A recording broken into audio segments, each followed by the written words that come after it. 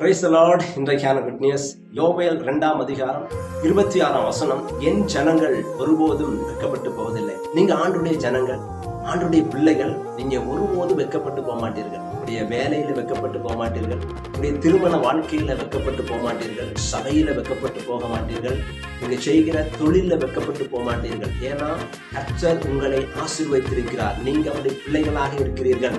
ஒருவேளை கடந்த நாட்கள்ல நீங்க வெட்கப்பட்டு போன மாதிரி பல சூழ்நிலைகள் வந்திருக்கலாம். அப்ப நீங்க ஆண்டவரை பார்த்து பல கேள்விகளை கேட்டிருக்கலாம். நான் வெட்கப்பட்டு போயிட்டேன், அவங்க எல்லாரும் என்னை ஏளனமா பேசுகிறார்கள், நான் நினைச்ச காரியம் நடக்கல, எதெல்லாம் நான் நினைச்சனோ அது எல்லாம் தோல்வியில முடிந்து விட்டது என்று நீங்க கலங்கலாம். நீங்க ஆண்டவர் உங்களை பார்த்து சொல்லுகிறார், நீங்க எந்த இடத்துல தோற்ற சூழ்நிலையில போனீர்களோ அதே இடத்துல கர்த்தர் உங்களை உயர்த்துவார். ஒருபோது நீங்க வெட்கப்பட்டு போவதில்லை.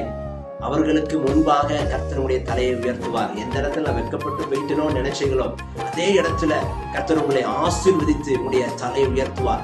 இந்த வாக்குத்தத்த வசனங்கள் உங்களுடைய வாழ்க்கையில் அப்படியே நிறைவேறும். நீங்க விசுவாசிங்க. நீங்க ஒருபோதும் வெட்கப்பட்டு போவதில்லை. கர்த்தர் உங்களுடைய தலையை உயர்த்தி அவர் உங்களை ஆசீர்வதிப்பார். Have a nice day. God bless you.